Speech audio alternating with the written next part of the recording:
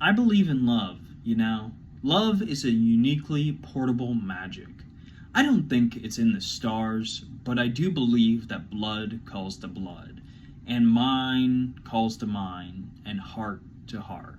I have just finished 11/22/63 by Stephen King, and I will just say immediately I think that this is his best work so far.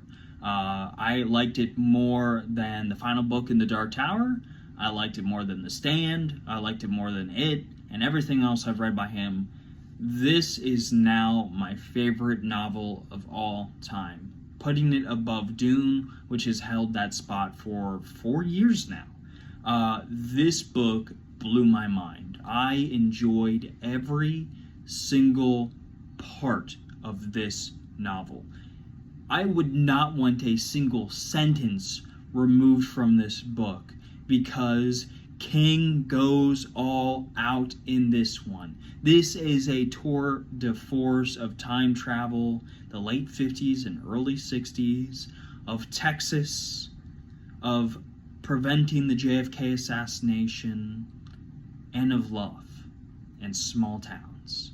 This is a book that highlights just, I don't know, I would say the human soul to a degree and our love for one another. This story is about romance. It's about the love between a man and a woman and that universal kind of feeling that we can all, understand of falling in love with another person, a soulmate, and just being attached to them. This is a book that it really plucked on my heartstrings, especially the end, which openly made me weep. This is a book that just it is King on his A game. The writing here is fantastic, as always. With any Stephen King book, I think that is something he's very consistent at, is writing very well. The characters here, I think Jake and Sadie are just my two favorite characters Stephen King has produced, besides Roland. This is just like their love for one another, their interactions with one another, everything like that. Just awesome. This is such a wholesome book, by Stephen King standards, which usually, they're messed up. But man, this one focuses so much on love and, passion and understanding and doing good or trying to do good. And, it's amazing what he does here. It is so well written, and the characters are so well realized, and he immerses you into that late 50s and early 60s culture, that Cold War culture, that Southern culture, that Texan culture, and he just embraces it, and it's so well written. There is this fine attention to historical detail when it comes to vehicles and the prices of things, and what was or what wasn't available, when it comes to technology and medically and all of those things, and all of that makes for this just masterpiece of a novel.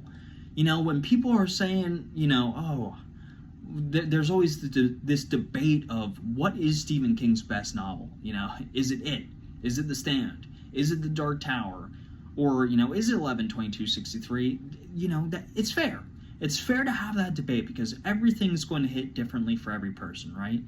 But for me, 11/22/63, he slammed it out of the park. I did not know that this man could write this well, despite him being my favorite author. I didn't know I would be this encapsulated by what is essentially a love story, a romance book of a man falling in love with a woman from a different time. But I did.